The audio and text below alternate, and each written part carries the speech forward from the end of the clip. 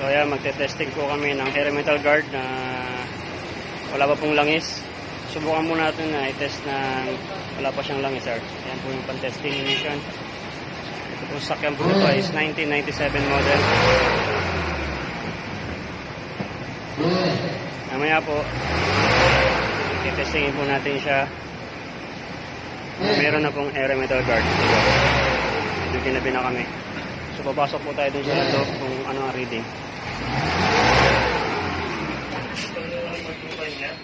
Yeah. Yeah. Konti na lang, sir.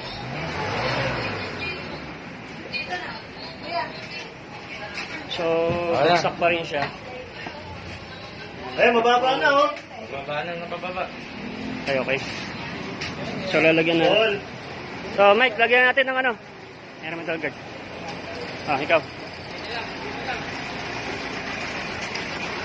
So, bagsak po itong makina na to. Hindi siya pasok. Pero ano pa rin?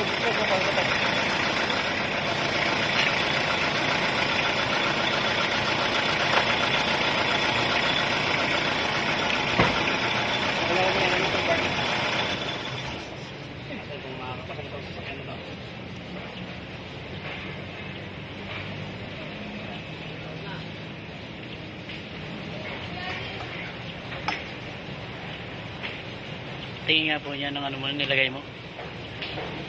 So, bagsak po siya sa test. So, talaga nito po tayo ngayon sa emission test. Sinubukan po natin na kung papasa po pag meron ito. So, ready na tayo.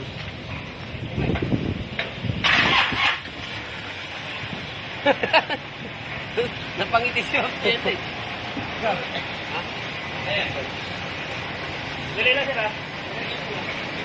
Baka na, sir. Pasya.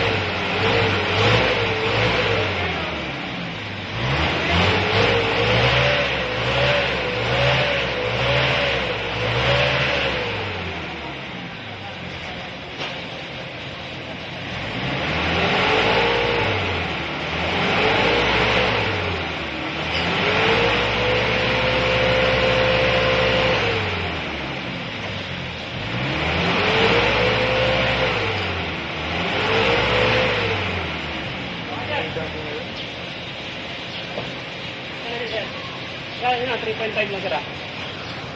So, titest lang natin ng 3.5 din siya. Sapa.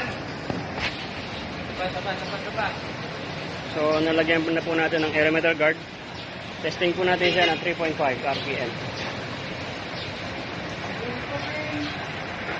Okay. Kaya 3.5. Sige dyan.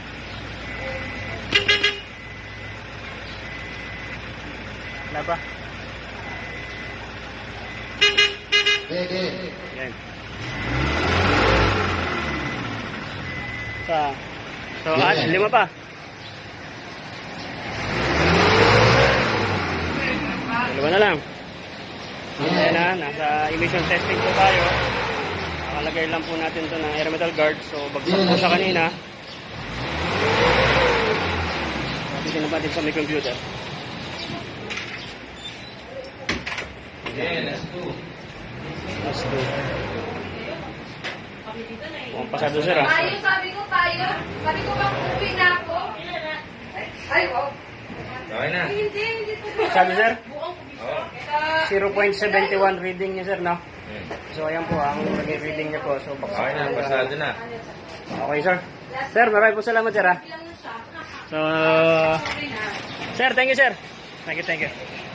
So, pasado na to. Baba na yan niya. Pasado. 0.72 So ang reading po niya is 0.72 reading na po niya. So kanina ay baksak. So nilagyan lang po namin ito ng air metal guard. Dito po kami sa emission testing. Yan po. Ito po sa FTI Taguig.